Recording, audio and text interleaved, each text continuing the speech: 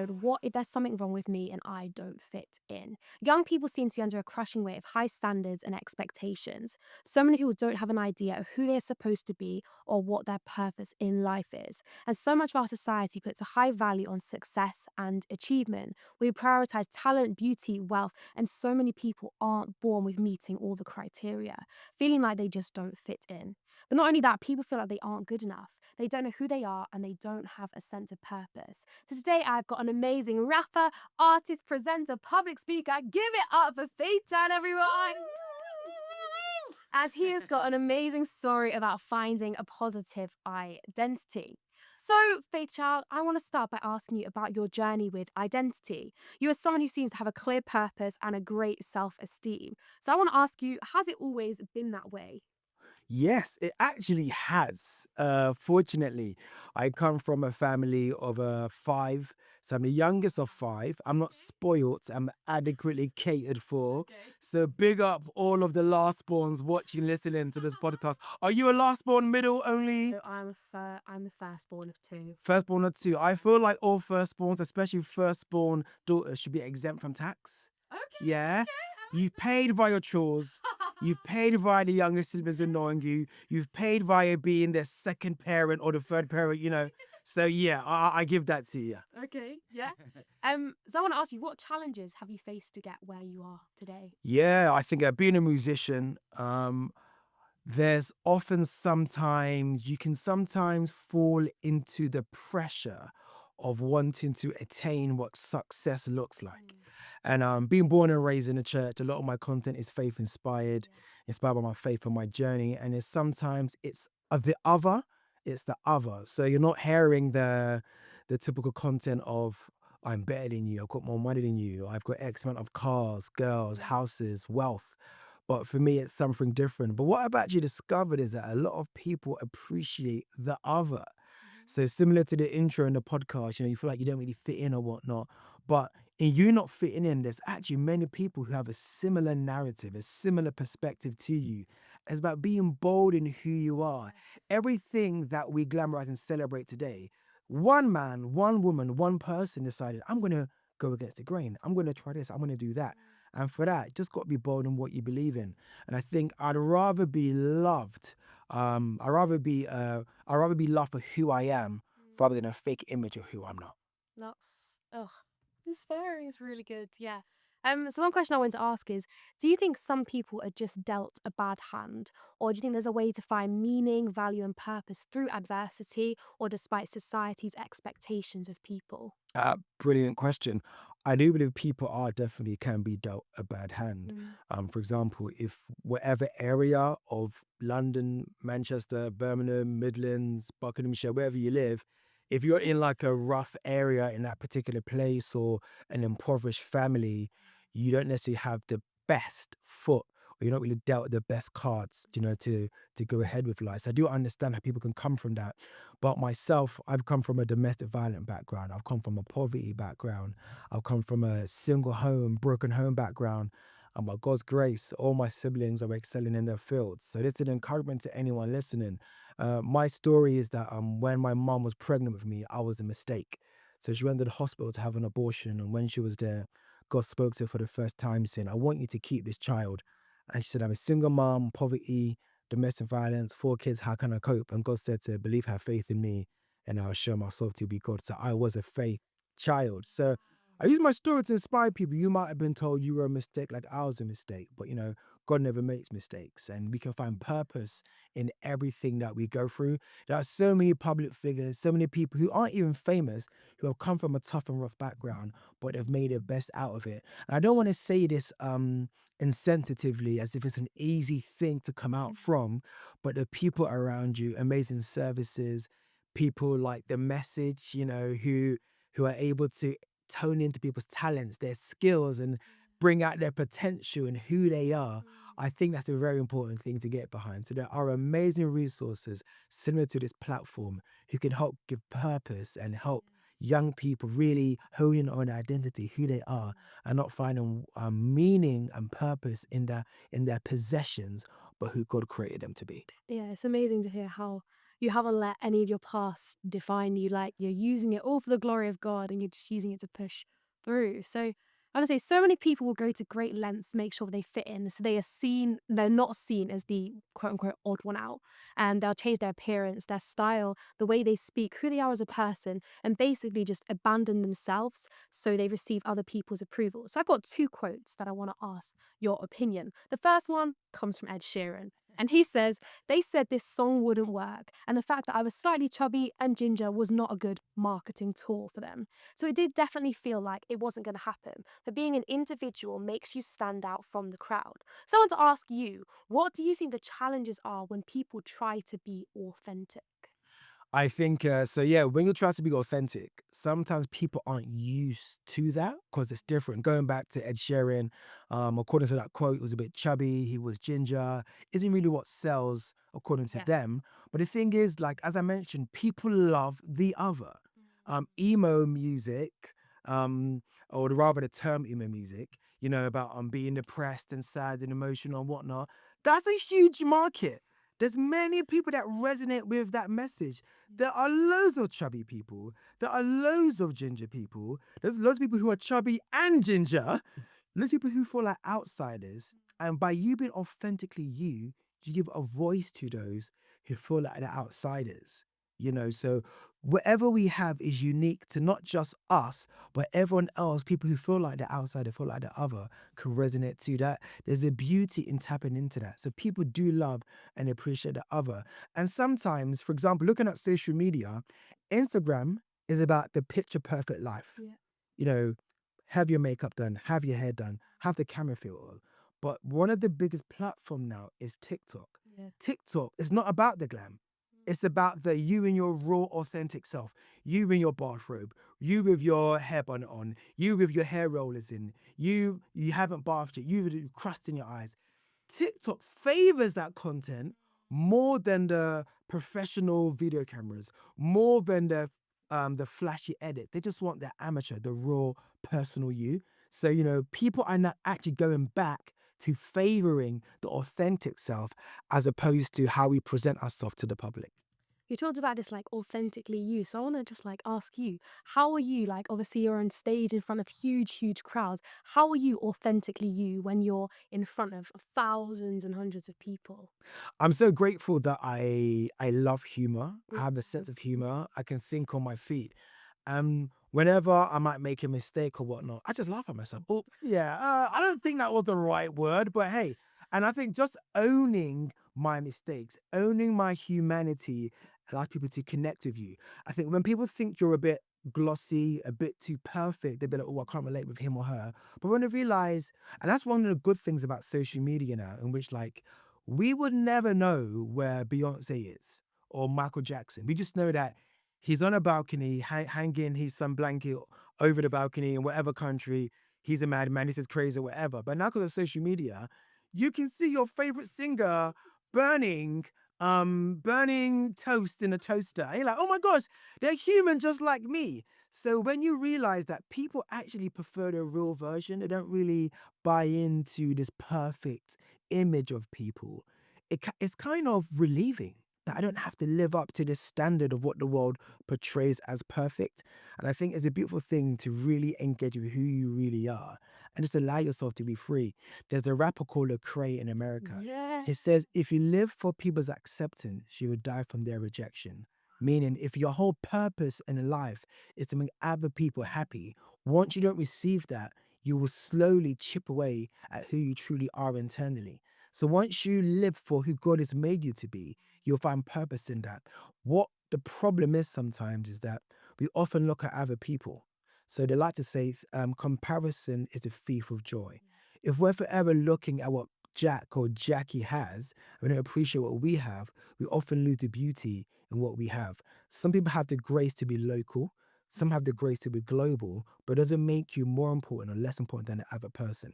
KFC and Nando's both sell chicken, right? Yeah. However, they've added their flair to it. KFC might be like quick on the go. I'm on my way to a meeting. I'll grab some wings, eat on the way. Nando's might be a sit down, catch up with your girlfriends or your boyfriends or whatnot.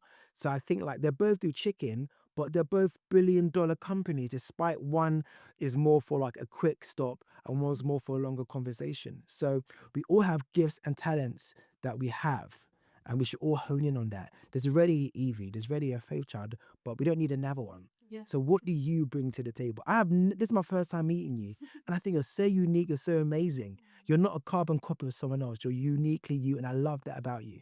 So everyone watching this, be you, because there's only one version of you. So don't rob the world of what you have to Ooh, offer. so, so good. And then on the other hand, we have Simon Cowell, who, when he's judging things, he used the phrase, you either have it or you don't, referring to star quality and natural talent rather than having to put in any work. So, what are your thoughts on this? Do you think you have to be born with everything to be successful in life? I don't believe that. So I believe some people are natural born talents Mm. and some people have to work more on their talent. Talented people still have to work. Yeah. Although it might come naturally to them, you can still get to a phenomenal stage and level. I Mm. know of a singer who was a terrible singer, he worked hard at it and now he's incredible. So Mhm. even if you aren't born with, as they say, natural talent, but you have the desire to attain that, you can still achieve that. Also, there are countless case studies of like music executives or people in senior positions saying no, he or she's not talented or he or she aren't fit for this particular role, and they have now gone on to supersede the expectations of those. I am just a human. My perspective of you is limited to what I know of you now. Mm. You might be, you might work on yourself tomorrow in a week. So I always take no as a not now. If someone says no, I'm delusional enough to believe what they mean is not now. You learn more from your losses than you do from your successes. Every time I've heard no, I thought to myself, okay, they've said no. That means there might be opportunity and room for improvement. So how can I refine a particular thing to get there? Quick case study. I wanted to perform at a festival in 2010. They said no. 2011, they said no. 2012, they said yes.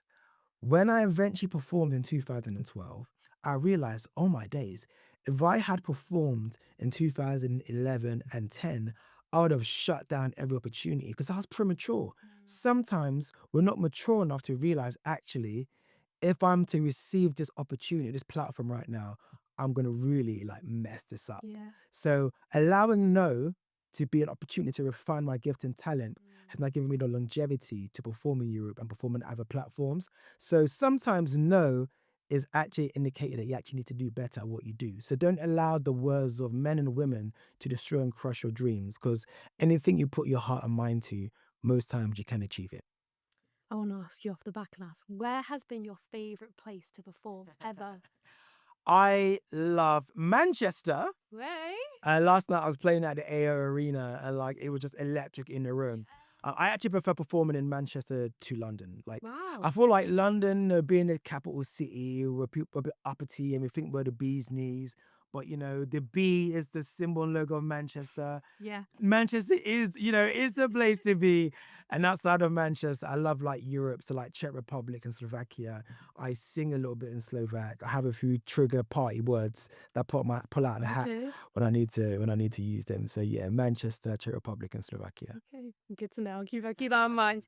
So we've had a look at what people in society have to say about fitting in, but this podcast is called Where Are You? So I want to ask you, where do you think God fits in? What would you say that God says about fitting in and changing yourself for approval from other people? Mm. I think it's Romans 12 verse 2 says not to conform to the patterns of the world. Mm. And a lot of what the world has to offer is good in some degree, but has been perverted. So it's not God's original design. So like love and relationships, God has designed it in a certain way, but the world perverts it. Being accepted and loved, we want to be accepted and loved by. So we buy things that we can't afford to impress people that we don't even like. Yeah. So just take that in. So like your true friends shouldn't care if you're wearing the latest trainers because they love you for you. But we're trying to impress people we don't know who don't actually care about us. And I feel like we're trying to find love and acceptance in our possessions, in our accomplishments, in our success. And I believe every human has a God-shaped hole that only God can fill. And until we find God, we're going to use success and fashion and money and all these things to fill that hole, but only God can truly satisfy that. So I feel, and my thing is, I never condemn people who struggle with that, because we all struggles in Yeah. areas. I'm a Christian. I love being a Christian, but I have my low and my weak days Yeah. because I'm flawed and I'm a human. So I'm gonna have my good days, my gold days, and my grey days. But in that, I know my source. So I think it's very important for us to look back and know that God loves us, has a plan for us, and the quicker we run back to Him, the quicker we'll understand our purpose and find satisfaction. Talking about this plan and purpose, we all know this by, well, we know this by verse. Jeremiah 29:11 says, "For I know the plans I have for you, declares the Lord, plans to prosper you and not to harm you, plans to give you a hope and a future." So I want to ask, is there anyone that God doesn't have a plan and a purpose for? Ooh. He has a plan and purpose for every single person. If Mm. I'm to pull out some controversial verses, I've kept safe for everyone except the child of perdition. But anyway, God's love and grace is for everyone. And I think as a Christian, as a believer, we can always seek for that. You often hear people say, I'll come to God when I'm perfect. That's actually anti gospel because God wants you in your imperfection, and whatever metric you're trying to use to um to decide who or what is perfect is flawed. God is the indicator of that. Everything is based on man's moral compass. Where is your moral compass? Where do you find that from? And I think like God is loving and gracious. And I think as long as we run back to him, ask for forgiveness, we can all be forgiven and saved. It's amazing. So like kind of wrapping up this lovely chat, if you could say one thing to someone who feels like they have no purpose, identity, and ultimately doesn't feel as if they fit in, what would you say to them? I want to say, first of all, I love you. I'm sorry that you felt like that, Yeah. and I understand where you're coming from. We're in a world where we have elevated certain standards, whether it's a beauty standard, whether it's a fashion standard or whatever. So I genuinely understand why you feel like that. I want you to know that God loves you exactly the way you are. He created you beautifully and wants to see you in that light, or wants you to come to realization of that light. He already sees you in that light. But sometimes we're distracted and we can't see how God sees us. I think it's very important to get plugged into a community and network of people who can love you for who you are. That might be like a youth group. If you're a Christian, that might be like a church group. If you're not a Christian, it might be like mentors in your school, who are really able to speak life into you. Social media can be a wonderful place, but also a terrible Mm. place. So if you're constantly seeing content that promotes men and women, whether it's like this is the standard, or as you might call red pill content or whatnot, then block those Instagram pages. Remove yourself from that society and that community and feed yourself with content that builds you up. Now, sometimes we are okay, not sometimes, we are always a work in progress. With that being said, sometimes we ourselves are the problem. Sometimes we ourselves are the problem. So how can we take steps to better ourselves? Because I think it would be very unjust of me to present an image that you're perfect, Yeah. whatever, whatever. We all have things we need to work on. And sometimes if people do push us away, it might be because we might have a bad attitude. Maybe we're not a nice person to be around. So how can we actually work on ourselves Yeah. internally? And sometimes that might be reflection. I know of people who bully people at school, but that's because in their house they don't have a voice. So they're expressing what's internally happening at home outside of the house. That's the only place where they can feel. So I always want to show compassion to people and be like, hey, I understand you're going through something here, but there is someone that can help you out of that. And that person is Jesus. And even if you're like, this God thing isn't really for me, that's totally fine. Yeah. I'm only presenting what I know help. But give it a try and ask questions to see how you can find some sort of answer, solace, and peace. You got nothing to lose other than your worries, your fears, your sins, and your insecurities. And that sounds like a pretty good trade. So check it out. That's amazing. You definitely inspired me, challenged me. I just want to say thank you so much for having this conversation. Everyone give it up for the amazing Faith Jar. Thank Yes. you. Like, comment, share, subscribe, and listen back to all the previous conversations. Thank you so much. It was so amazing having the opportunity to speak with Faithchild today. He shared a bit about his journey with identity and the fact that fitting in is overrated. He also really encouraged us to see beyond what other people say about us and to focus on what God says about us, which is that we are valuable, that He has a plan and a purpose for our lives. He also inspired us to seek joy no matter what the situation you may be facing is. If you are someone listening to this, I want to encourage you to remember that you matter. You are not a mistake. What other people say doesn't define you. Never be afraid to be yourself because there will never ever be another you.